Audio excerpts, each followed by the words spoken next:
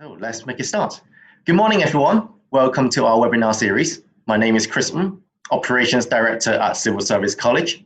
I am facilitating today's webinar. Civil Service College's webinar aims to connect public sector colleagues in the UK and abroad with our expert trainers. Our webinars looked at topical issues and its application with real-life examples. If today's your first time joining our webinar series, you are very welcome, and I hope you will like it. For our alumni, welcome back.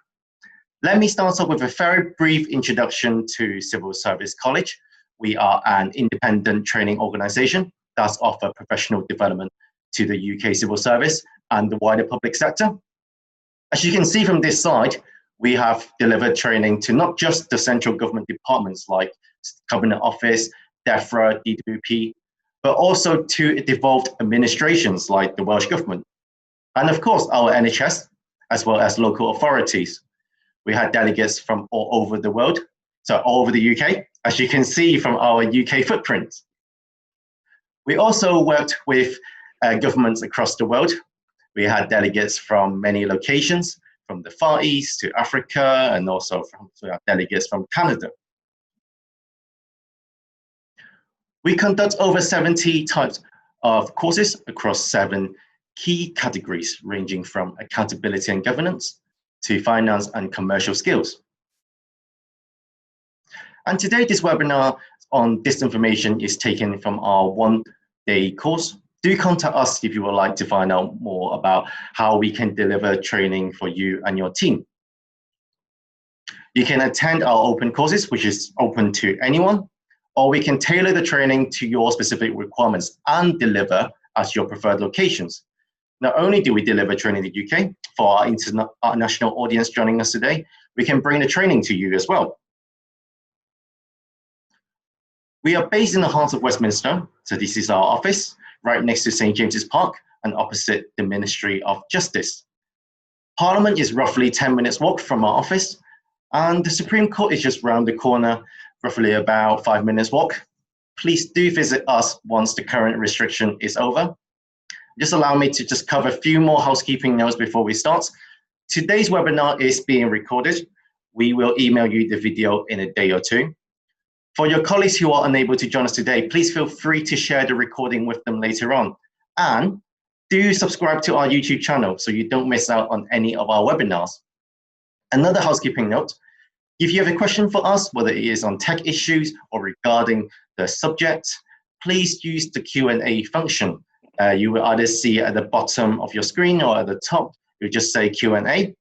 But if you want to leave a comment or share your thoughts with everyone, please use the chat box. If you're happy to share with everyone who's in this webinar, please set your message to be sent to all panelists and attendees.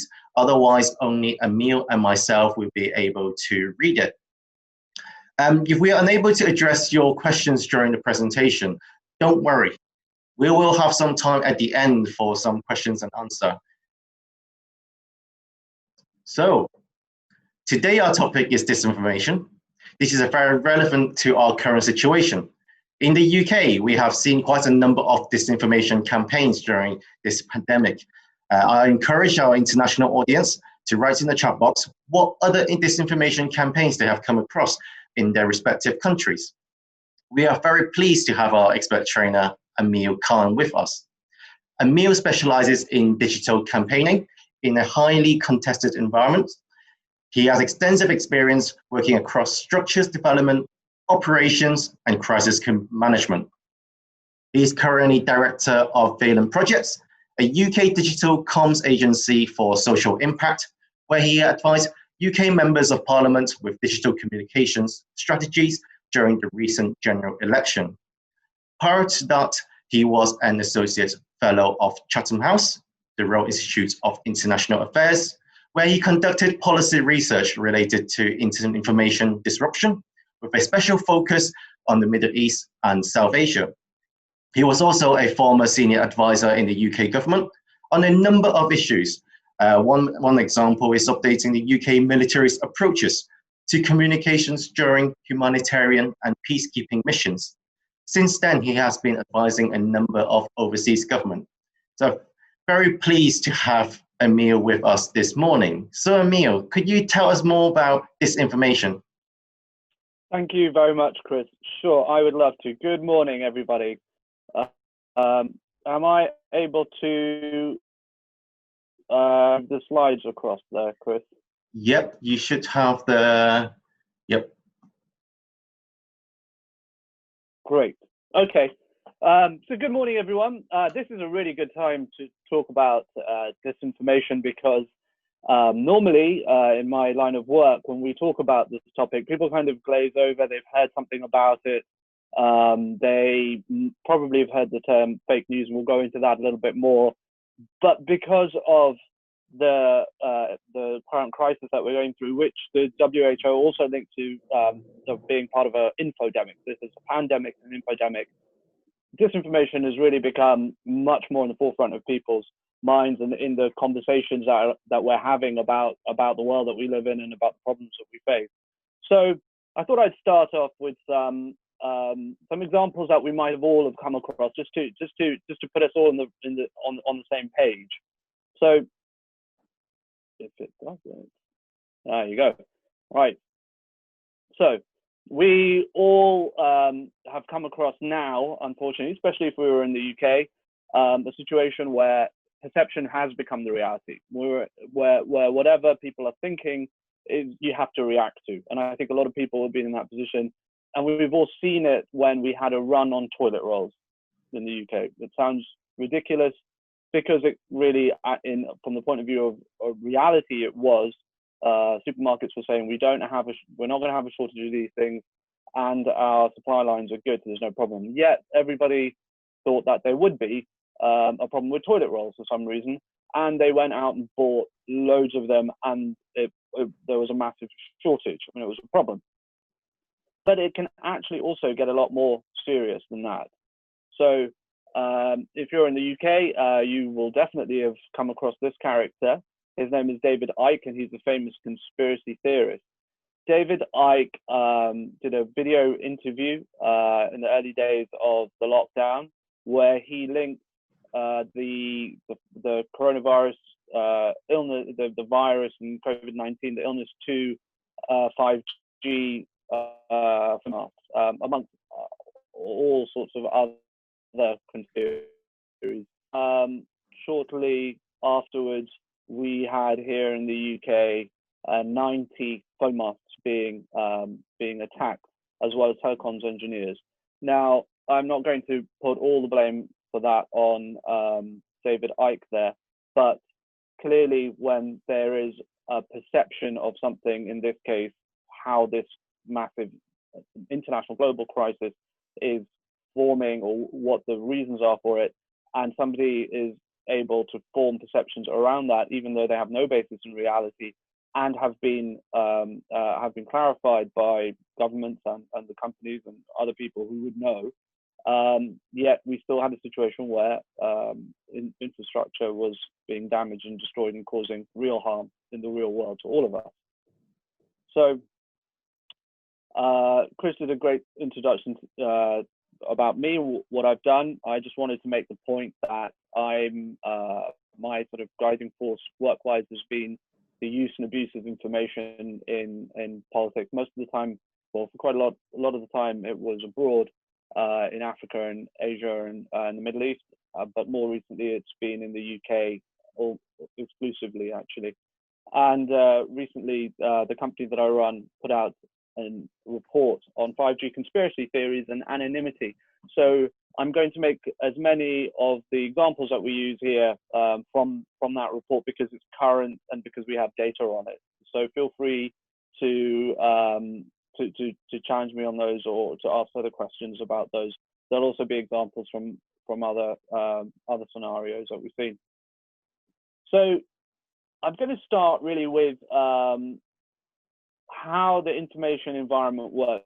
So we'll go on to the history of it, what's different about it now, and a little bit about how we approach dealing with it.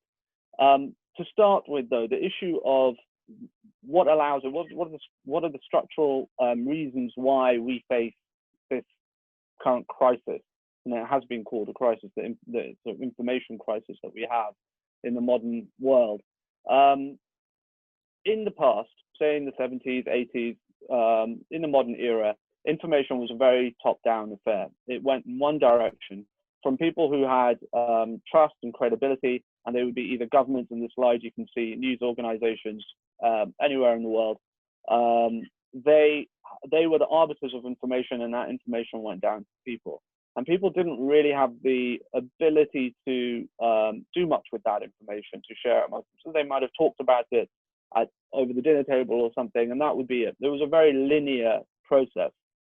That has changed with the advent of digital technology. So,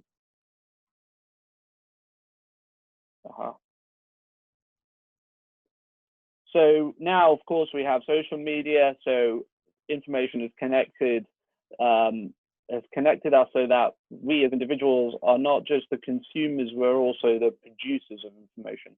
So you will have seen news now. If you think back to if you were around in the 70s and 80s, you will remember that news was produced by a journalist standing somewhere with a microphone. Now you will often, if you watch the news this evening, if you watch any channel, you'll see newscasters referring to ordinary people. They'll say a tweet said this, or somebody sent in a video. A lot more of the news is produced by average everyday people who are also the consumers. So we're kind of doing both. So that's the reason why these arrows are on the diagram, because the relationship between producer and consumer is now much more intertwined. Sometimes the barriers to entry are so. Before, if you wanted to be a news producer,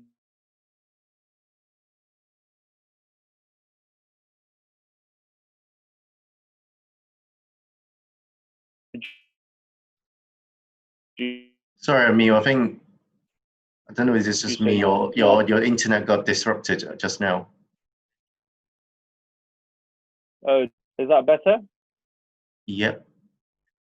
Yeah. Okay. Just let me know if it goes off again. Seems okay on my end. Okay. Okay. So one of the key developments in this has been that barriers to entry are a lot lower. Now this will seem a lot more. You'll see the real impact of this when you think that that platform that David Icke was talking on, it's called London Real TV. It's been around for a few years, but it's essentially a website, Facebook page, and a Twitter account, and it maybe has a presence on something like Instagram. That video was pulled from YouTube, and yet still got 10 million views.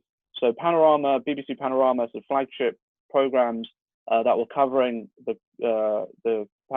covering the same sort of topic, of course not covering not promoting conspiracy theories, but covering the issue of the pandemic, were getting maybe 2 or 3 million, 4 million, and that's a lot for a Panorama. If David Icke had been on YouTube as well without being pulled, it would have been 2 or 3 times that. And he's reaching those figures with very little in the way of technology. It's a decent camera.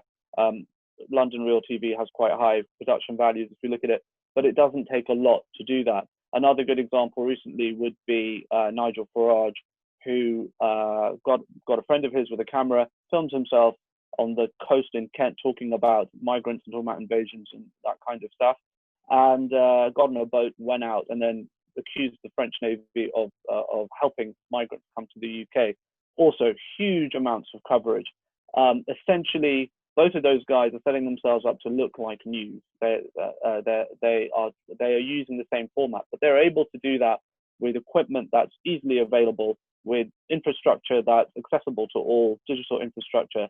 They didn't even use advertising or Facebook ads or anything like that we will also go into. So all of that is doable now, and that's the information environment that we live in. Let's go into some definitions. Fake news is the most common term that you'll hear when people say this is yes, it was fake news, and you hear it used on CNN. You hear the President of the United States use it against his detractors a lot, but it's actually not a very useful phrase. It's also become a little bit cliched. Everyone uses it against each other. Somebody was reminding me yesterday that it's often used in the world of celebrities. It's fake news. Somebody, a celebrity, is saying something about how great their most recent film or whatever is, and somebody will accuse them of faking it, and it'll be fake news. A much more useful and targeted definition is one that I use in this field, and a lot of other people working in this field use, is based on First Draft News's model called Understanding Information Disorder. So First Draft News is a non-for-profit that works on information issues around information credibility. I think it's American, and their lead researcher on it, Claire Wardle, talks about the information disorder. So what we would say, what would be called fake news, she would say is an all-over information problem that we have in the modern environment. And of those, there are three key types of information disorder. Now, we've all heard about the bottom two, so I'll start with the one that probably is less familiar: malinformation. So malinformation is defined as information that could well be true, but is either obtained illegally and used harmfully. So that would be things like what we call doxing, where somebody might be hacked. When you get those emails, for example, that say that try and get you to click on a link, and you don't know where they're coming from, that could well be part of a malinformation campaign, where they're trying to gain access to your internal servers or to your emails. And it happens to regular people as well as people working in large organizations. That information will still be accurate because it's information from real life information from a real life organizational person's life, but it's being used to embarrass, being used to endanger in some cases. They could be your bank records, they could be emails of an organization going back and forth. Possibly the most well-known one would be the hack and leak of the Democratic Party's internal emails back in 2016, I think it was. So that's malinformation. Misinformation is probably the most common one, where information is sincerely believed but is wrong. And so people are either producing or promoting information that is wrong in itself, but they don't believe it to be wrong. And an example I'd give of that is some of the stuff we've seen around 5G and things like chemtrails, which is a conspiracy theory that airliners, as they fly overhead, are sort of crop dusting us with weird chemicals to control our minds. People believe that. Then there's disinformation, and disinformation is information that is wrong and false and being used for to cause damage and problems in the real world. And not an example of those could be, again, 5G and chemtrails. Now, the reason why you could have both is that the key differentiator here is not the kind of information that's being put out, but the intent of the information. So the intent is very different between misinformation and disinformation, which means that the issue that you face, that we would face as people trying to deal with it, is that it is very different in terms of the resource and the intentions of the actors. Well, so let me rephrase that. The intention of the actors means that that you're facing a very different scenario in terms of resource and application and methodology. So misinformation could well be a lot of people who sincerely believe and spend a lot of time in front of the computer pushing theories about vaccinations, for example. But they believe that to be true. They may be more often than not, in the research that we've done, found them to be not trying too hard to hide their identities, for example. They don't have a lot of resource when they do this. They're not using big, they're not using very clever psychological methods, for example, or creative video or anything like that. They're just getting the information that they can do in front of their computer, probably getting from somewhere else and pushing it out. Then disinformation, of course, you're now in the realms of what we've read about the Internet Research Agency, companies.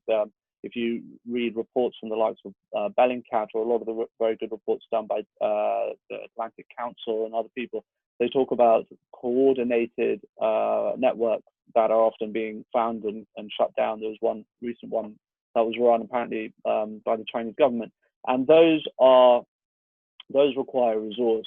There are often companies involved that are contracted to governments or private entities, and they will involve people running multiple, hundreds of accounts. They'll be using sophisticated psychological mapping techniques to understand what narratives work in what places, and what is attuned to people, what will get an emotional reaction out of people, which essentially is one of the big elements of the methodology that they use. Now, there was a very deep conversation for a number of years that's been going on about whether or not disinformation is old or new, and whether or not we've actually faced this the whole time and it's happened around us, but now it's just online, and that's the only difference.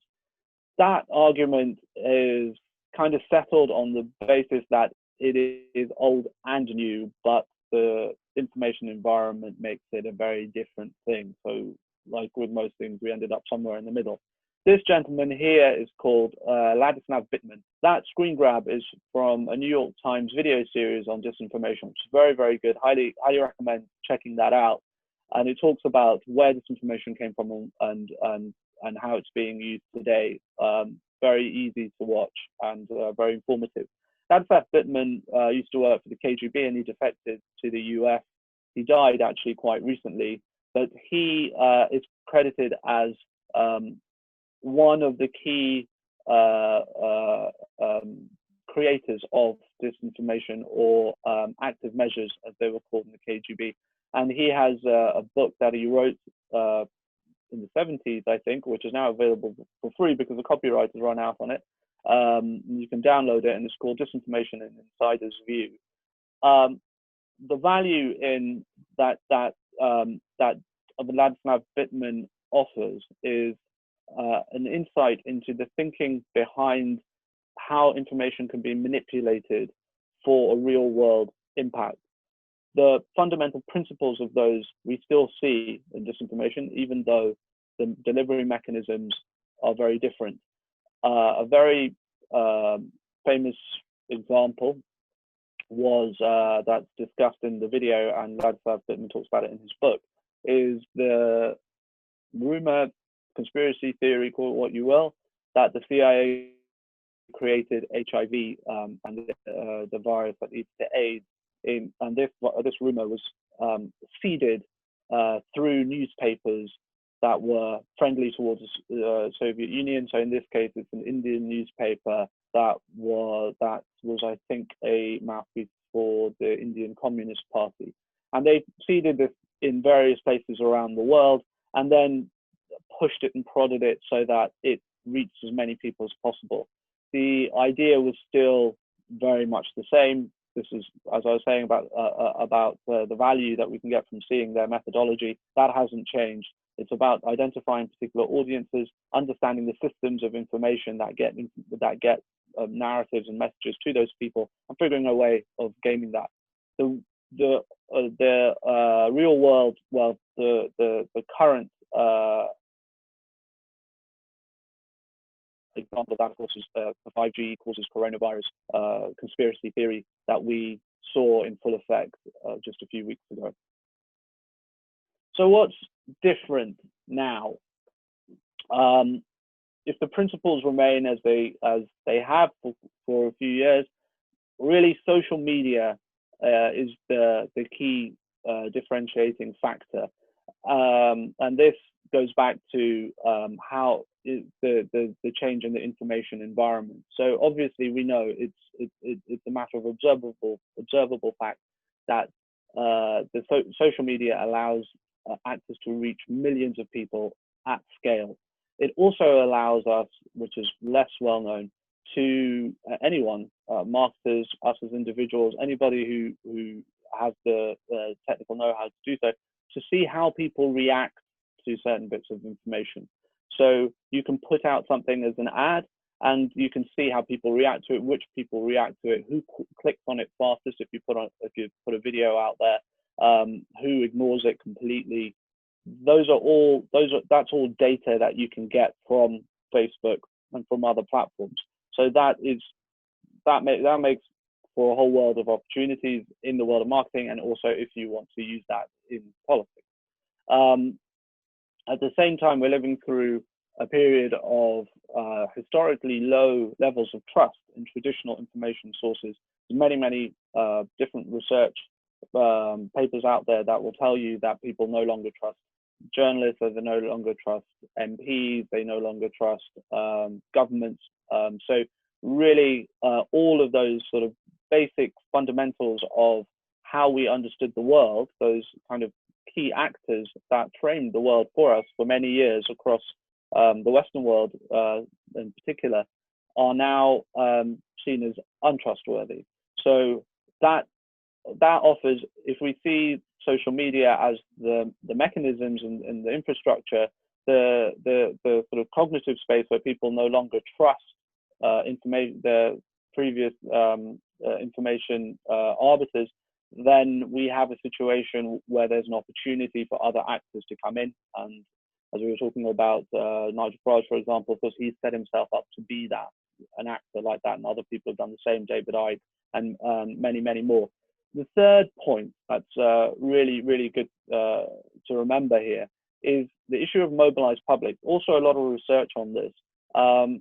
People, as groups, when they decide to mobilize, are now seen as a critical actor when it comes to public life, when it comes to international events. What that means in everyday terms is, in the past, people were seen as in groups of the public, were seen as pretty much passive actors. Things happen to them, and unless there are individuals in positions of high authority, they didn't really have much impact on that. Now what we're seeing is when people can get together over an issue and mobilize around that issue, that they can become critical actors of change. A very recent example would be, and a very everyday example would be the Marcus Rashford, the footballer, who came out and got a lot of support for his call to reinstate free school meals. Enough people get behind it, enough people make their voices heard through social media and other ways, demonstrating, those are still things that people, can do and do, and the government will quickly change its policy. If we take a step back from that, we can look at governments toppling in the Middle East. This is a new kind of scenario that we have that has not the limits and the potential of this kind of new dynamic hasn't completely been settled. Obviously, we still know that traditional structures can still come in and reestablish authority, but at the same time are worried that if you get the right kind of mix of factors, then a public can mobilize and can cause problems in some cases, and in some cases cause massive positive change. But the fact that they can cause that change is now indisputable, and it's something that you have to think about if you're a company. For example, if we're talking about activist shareholders, or if you're a government, or if you're a large international organization such as the UN and others. So a little bit about the evolution of disinformation in the modern age. I won't go into the deep back. I can nerd out over this, and I'm going to try and stop myself. But you can, if you're interested, look at changes in Russia's defense policies and things that kind of showed that they were thinking more about information as a critical actor in world affairs and part of their security structure. But if we take a step back from that and just look at what actual events and where we can see information being used in international politics, the real crux came in the Crimea crisis in 2014, when Russia and the Ukraine had a armed conflict over Crimea. And the phrase that most people will remember from that time is the phrase "the green men," and this was referred to soldiers without insignia that everybody assumed and correctly guessed, it seemed, that they were Russian soldiers, but they were made to look like that they were just sort of local militia defending their rights or something like that. And that was the kind of narrative that was used, that it wasn't Russia coming in and acting as a hostile larger neighbor to the Ukraine and taking its territory, that in fact it was an internal issue and these were just people defending their homes and their rights. That was the way Russia decided to use the information space in that conflict. And what we saw was their media platforms that they had sort of all pulling behind that, as well as civil society actors that the state controls, all pulling behind this key narrative for them that it's not hostility, it's an internal issue. In 2017, up to 2017, we started seeing these approaches being used then at that point by Russia in different contexts. So if you look at the reporting, you can make the case that this was a technique that had been tried, as techniques often are. If we've all worked in government, we all know that people will use a new thing, a new technology or something in a small space. If it's successful, then it will be rolled out in larger arenas. It was much the same case here. After being used in Crimea, it was seen as successful, and then it was used on a larger scale. So it was used in Russia's activity in Syria. Now, I was there at the time working with Syrian activists and providing some communications support to them, so we could see what was happening here actually in real time, and it was worrying to say the least, but it was also extremely interesting to see how a state-level actor could game the information environment, or decided to game the information environment, because we'd seen non-state level actors such as extremist groups, Al Qaeda and ISIS, also trying to use the information space. But when you get a bona fide state doing it, it brings a whole new level of competency and resource to it. So in 2013, the Syrian government used chemical weapons, and Russia helped them with this, enact this kind of disinformation campaign to avoid repercussions which could have been devastating for their cause, which would have been military Western intervention. That was 2013. At the time, the way that they were using the information space is still kind of traditional and old school. By 2017, that had happened again. Chemical weapons had been used a second time, and we could see that now the entire dynamic had gone online, and it was all totally social media. So that was the move from traditional to digital. And now, if we talk about where we are today, we see now in Middle Eastern conflict, we've done some research here at Valent on Libya and conflicts in various parts of the Middle East. And we see those same principles, as well as the infrastructure and the methodologies, being used across conflicts now, and not only by Russia, by various state actors, regional state actors, as well as international state actors. We have seen similar principles being used. If anybody remembers the general election, there was the issue of the young boy who was became a headline news because he was ill. He was at a hospital, and there was no beds for him. He ended up asleep on the floor. At the time, it's kind of forgotten now, and I'd be very interested to know what happened here. But at the time, the reporting, and I followed the reporting like everybody else, said that there was some sort of disinformation campaign to disprove or to limit the damage that was being caused to the Conservative Party by this narrative being formed that they hadn't looked after NHS, and the NHS was being seen as a course of test of government competency or political parties' competency.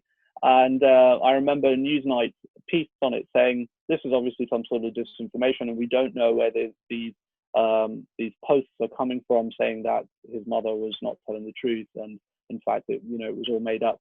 That we see that as disinformation because it was clearly wrong. The hospital said it had happened, but we don't know how that entered the information space, which was highly fertile information space. The general election, there's journalists and tweeting, as well as coverage, as well as lots and lots of stuff happening.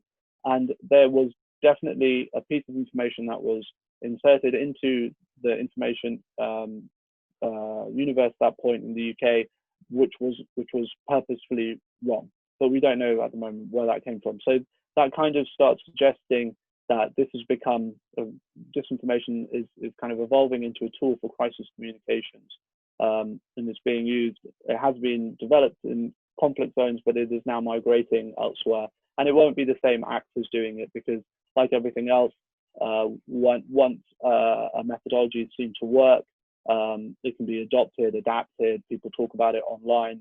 Companies set up and say, we can do this. People ask them for help, and other people adapt it and go on and use it elsewhere. So it just becomes part of our normal everyday life. And then we're seeing now the most recent evolution now in this field is that China has changed its position towards disinformation from a passive one on the international stage to a more active one. So previously, China's kind of foreign policy position towards the West was very much to present itself as a reliable partner, as an actor that the West didn't need to worry about, that was geared towards a better future for everyone. But when China faced criticism, particularly from the President of the United States, saying that they were responsible for the coronavirus, then the response from China was to switch and take a more sort of Russian approach, which was to use conspiracy theories, etc., to push accusations back at the United States, essentially. And when they went from that sort of passive to more aggressive, they of course had an existing methodology and infrastructure to use. They didn't need 6 months or a year to try and figure out how they were going to put pressure back on the United States. They were able to do it pretty much instantaneously. So back to the 5G conspiracies and the stuff that we were working on. Talking about, again, critical actors. Here we have a map of a heat map of where the 5G conspiracy tweets were clustered in the UK. We had 200 accounts that we were looking at. So we're talking actually about a very small number of accounts overall. And the message here is that a small number of accounts can actually have a huge impact. So when we looked at these accounts, and we spent days looking at a single account in some cases, we looked at them in great detail. We could see that they were by and large anonymous.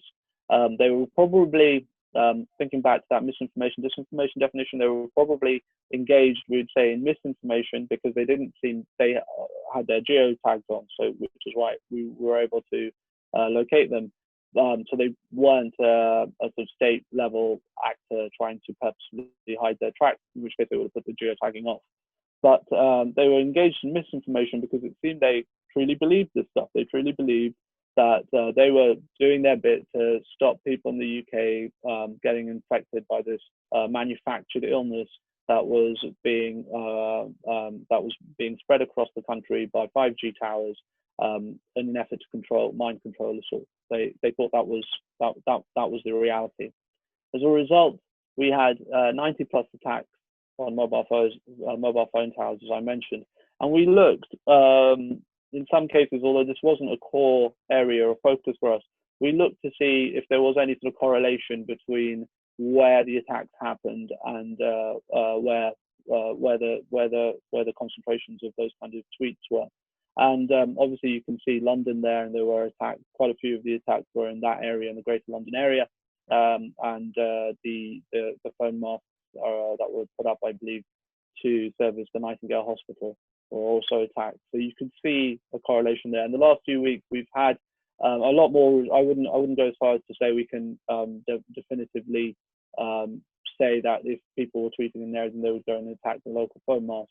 But it's an area that, from the point of view of this discussion that we're having now, it's an area that we should be aware of. That if we 200 accounts can reach 300,000 accounts, and we can have impact on the ground on national infrastructure in this case, coming through that in some way or another.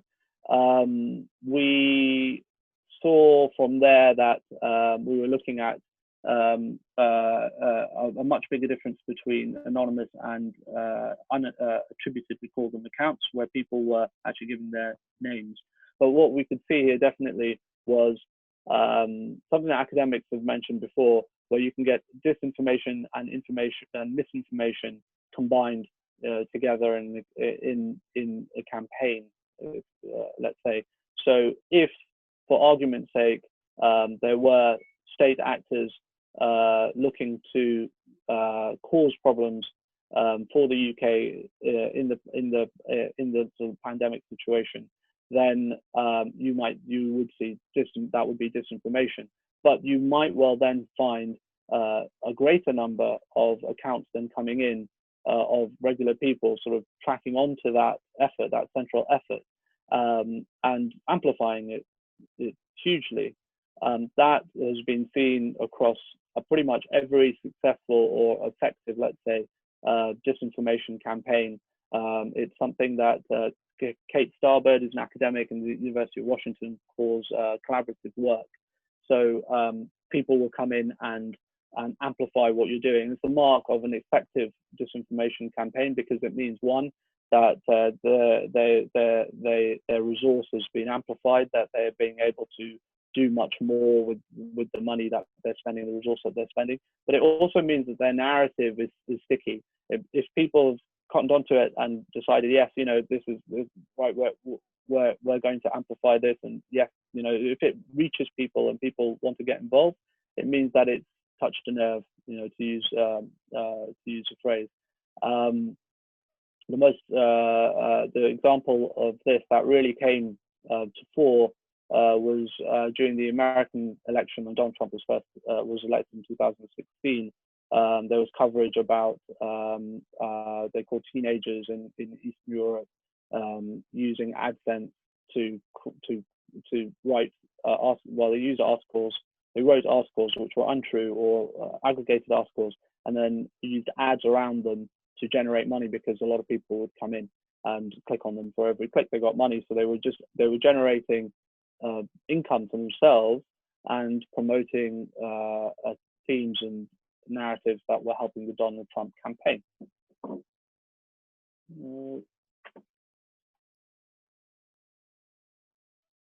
So what have we learned from the various disinformation operations that we have seen? The main point I would like to get across here is that corrections and exposure doesn't work. There's a lot of academic work that goes into the reasons why, but essentially, if we focus on telling people that a certain narrative is not true, that it's scientifically wrong, taking the 5G example, if we have Vodafone telling everybody that, look, don't worry, 5G technology is safe, or the government saying, don't worry, it doesn't spread the virus, it not only doesn't work, because if you think about the kind of people who are being convinced by that, they're not going to listen to those actors. But also, it can actually exacerbate the problem, because it means you are amplifying it. So more people are hearing about it. So if more people are hearing about it and not believing you, all you've actually done is put resource behind spreading it. So corrections exposure actually, don't work at all. Second point is that the tech is very, very important. And I've spent most of this presentation talking about tech, but let's not forget narratives. Tech doesn't work if the narratives aren't sticky. if they don't appeal to people, if they don't connect with something sort of intrinsic to their belief systems. That is at the heart, I would say, of disinformation. It's when an actor can understand, can reach, and this is the really hard bit because tech can be learned, but especially a foreign actor to look at another society that's not their own and identify where the fissures are in their society and what kind of narratives would work. It involves a real insider's knowledge of a society, or if we're talking about any sort of situation, to be able to identify those things, and the ability to put yourself in somebody else's shoes and understand the world and their issues from that position. And that has been the real, that's when we see a really effective disinformation campaign.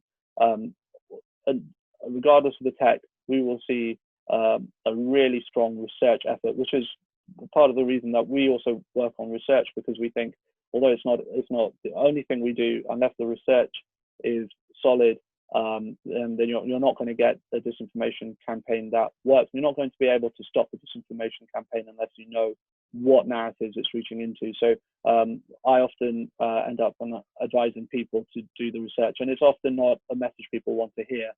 Research agencies do research, and governments often do activity. And normally, if you go in and people say, like, how do we deal with this situation? And we say research, they say, well, we have research, or we don't have budget for research, or whatever. And we'll say, no, you really do have to do that, because otherwise you'll waste all the rest of your spend. The last point is coordination. Any models that have been made on how to deal with disinformation say that coordination is key, because and the British government has a very good one called Resist, I think. And coordination prevents you from, at the very basic level, from saying one thing and doing another. So if you think about the Grenfell tragedy that happened in the UK a couple of years ago, if the government was saying, we are going to look after all the survivors, and then take 3 months to find people alternative accommodation, then there's a disconnect between what you're saying and what you're doing, which can be even more damaging and feed into the narrative of the people who are doing the disinformation campaign against you. So having all parts of government delivery aligned to the message is actually a really, really difficult thing to do. It's a lot. Chris mentioned the work that I've done with the military and other people. Some organizations are better at coordination than others. The military is very good at coordination, so that makes working in that scenario a lot easier, because the coordination element often is the stickiest bit, and then we can just focus on things like narratives and things like that. But going into a situation where you have to address the narratives and you have to address coordination, as well as all the other sort of issues and lines of effort around it, then that becomes really difficult. So if you can get the coordination right and think about messaging and getting the message coordinated and consolidated and consistent, then you're halfway there when it comes to dealing with this kind of situation. So what can be done? Well, I'm just on 42 minutes, so I did quite well there, Chris, on the timing. So the last point, what can be done? We often focus on actors, aims, audiences, and information routes. So I mentioned research, and this would be one of the things we would look at very, very closely. Who is doing the activity? What are their aims? Can you find out what real world thing they're trying to do to you? Who are the audiences that they're going for? Are they, and be as focused as you possibly can. So not just, oh, they're going for young people or old people, but specifically, if you think that they have gotten into the fissures of your society, who are those actors in the fissures of your society that they are aiming at specifically? And often there'll be people who feel unheard, so they're even more difficult to reach. And it works because they do feel unheard, and the disinformation is aimed at trying to tell them you've got a voice and we're amplifying your voice. So finding those people and then addressing those issues is really important and has a lot of benefit in terms of dealing with these kind of situations. And the last is information routes, which goes back to what I was saying about the media. In the old days, when the information routes were simple, as I was saying, they were just, top to bottom, one line of information, the BBC, panorama program, Parkinson, whatever it was easy to see where the information was going to and coming from, which is why a lot of older techniques, look at PR techniques particularly, always focus on that little black book that a PR guru has and says, right, okay, let's ring, the showbiz editor at the Sun, let's ring this person at the Mirror, let's get this on. And I often find, I'm sure we've all come across it, where people say, we just need to get blah, blah on TV, or we just need to, if you're working with an MP or something, we need to get this journalist to cover this. That's because they're assuming that the information routes are still linear and kind of traditional. But in actual fact, they will be much, much more complicated than that. And we need to figure out what they are. And they will probably be bespoke. In every single scenario that we look at, they'll be different.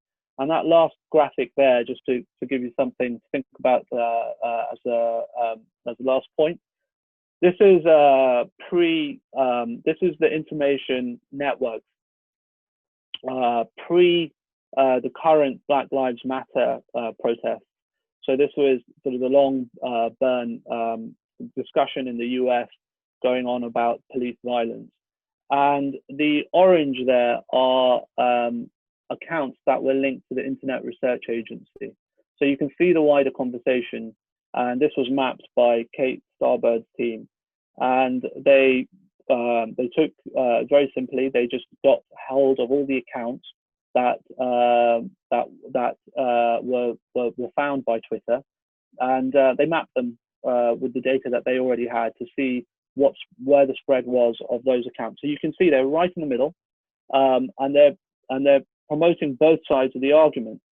So the right-leaning argument was all lives matter, and the left-leaning, as they put it here, was Black Lives Matter.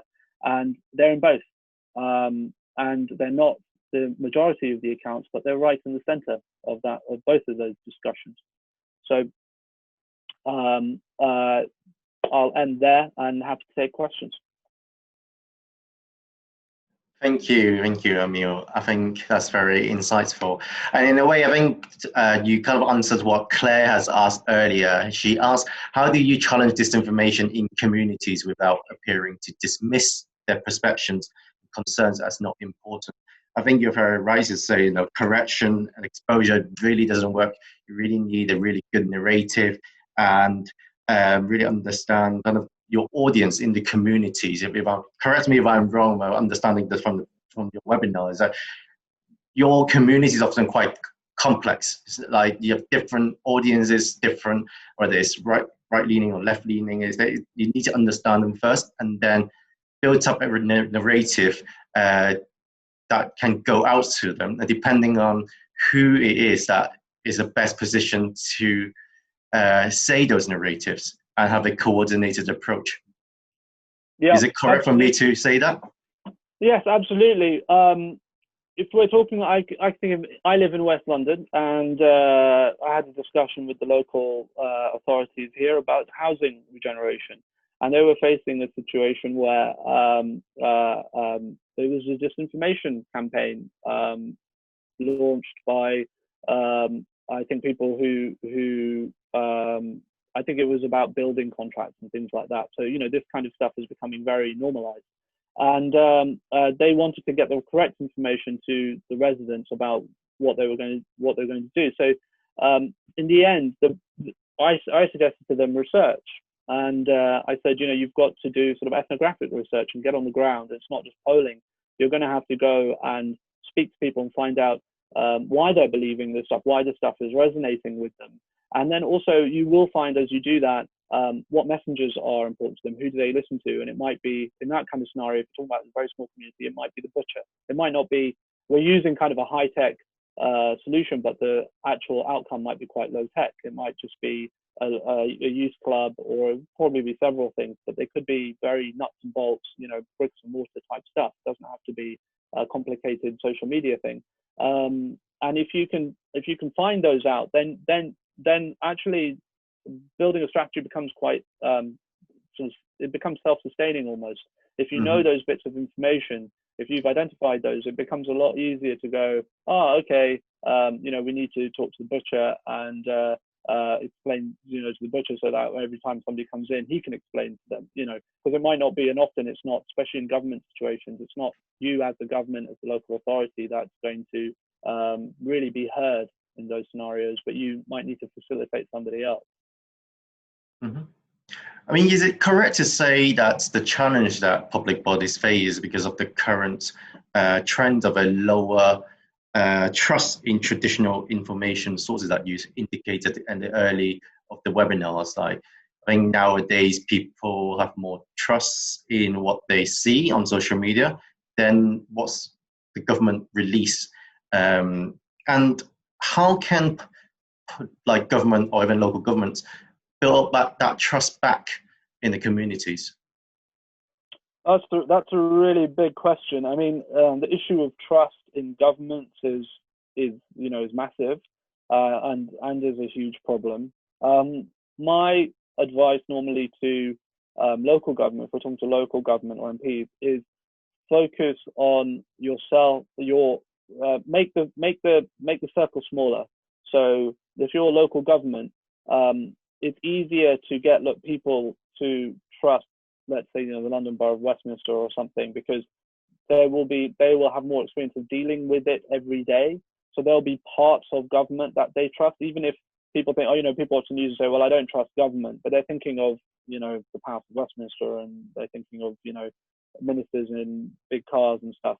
But if you remind them that also government is, the rubbish collection guys that come around that you have a conversation with, that there's also your school, it's also that sort of more local, especially if you're local government, it's a lot easier to do that because people have a daily interaction with the public facing elements of your authority, of your infrastructure, and you can start by building trust there. But on a wider level, I would say, again, it's the coordination. If it's possible, keep perceived contradictions down to as low as possible. It's much easier to do that than to have to explain to people afterwards, yes, well, that department doesn't really speak to this department and they didn't really mean it that way. That kind of conversation is a lot harder to do than to just identify where the contradictions would happen and close them down beforehand. Thank you, Amil. Darren has asked a very interesting question. He asked, has there been an increase in Western governments not challenging disinformation when it is useful to them, sometimes as a distraction from current political or social challenges, or when it actually suits the narrative? I'm trying to think of an example. As a principle, I think that when governments see a narrative forming that they know to be untrue, but it serves their purpose, then I would see that I would imagine that people would probably not put resource into challenging that. But I think it very much depends. So if Darren has any examples to put in the chat box, I'd be happy to look at any of them. But I think that if we look at it from sort of global, sort of international politics, if there's something untrue about, let's say, Russia, let's say, for example, the example is that Russia is facing a lot of COVID-19 deaths after, and people are upset with, other governments are upset that Russia has been putting, untrue information on Russia Today, for example. I think a lot of governments would say, well, we're not really going to bother to correct that. It's not our business, essentially, and we'll just leave it alone. And that would be the same in various scenarios.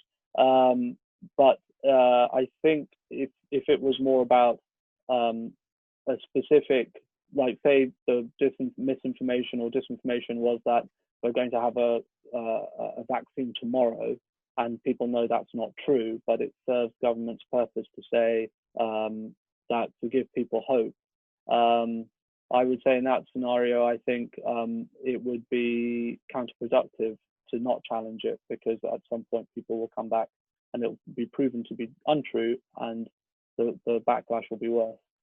Mm-hmm. And we just had one comment came in saying the Dominic Cummings saga is an example of government trying to push one line against popular disbelief.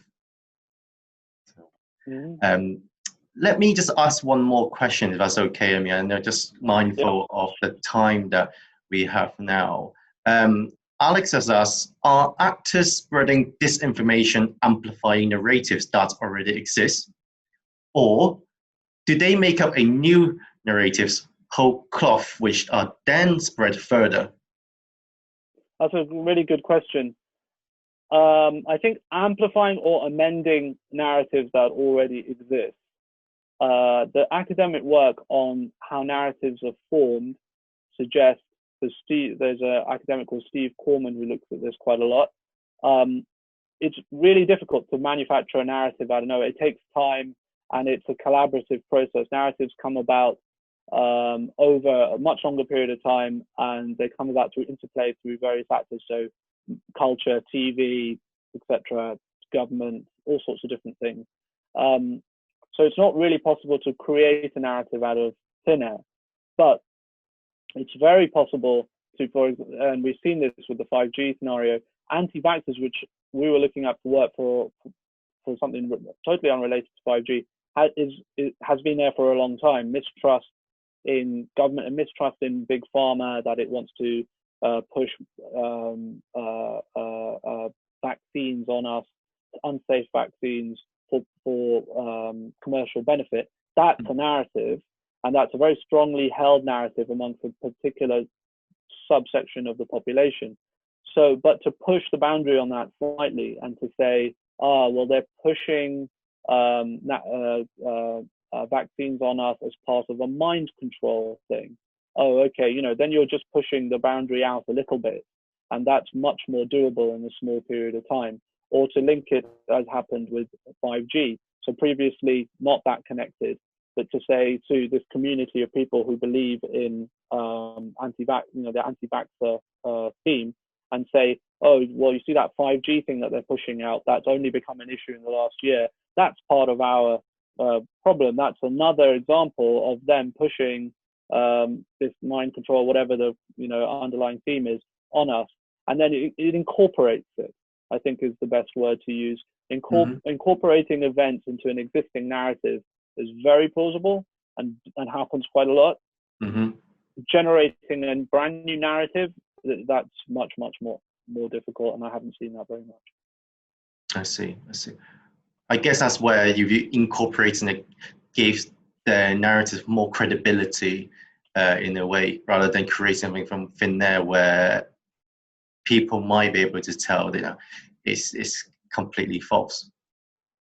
Darren actually left a comment saying that to his earlier questions, an example he has in mind is that disinformation attacks or planned attacks on war memorials during the recent Black Lives Matter protests.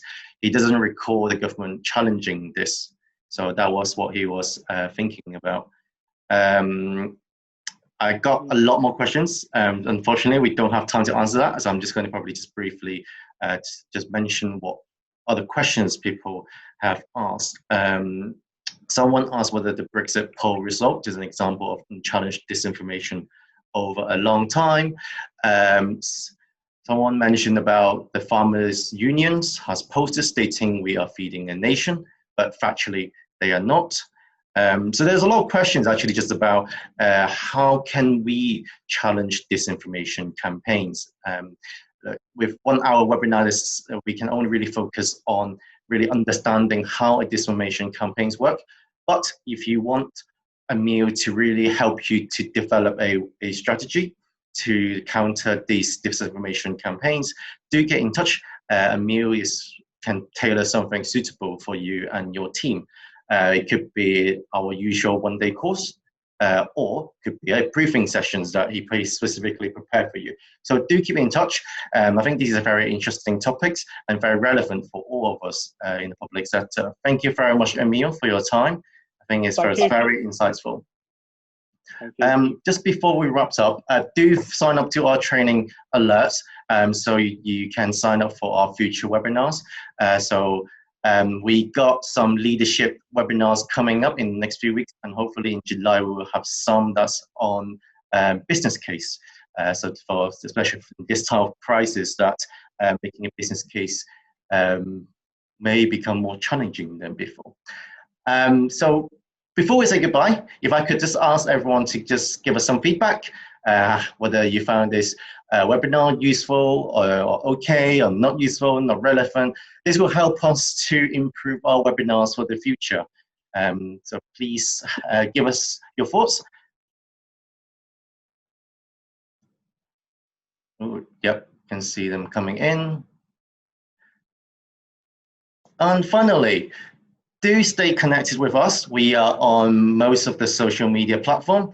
If you have not already connected with us or follow us on Facebook, Twitter, and LinkedIn, do follow us as you get all the latest news as well.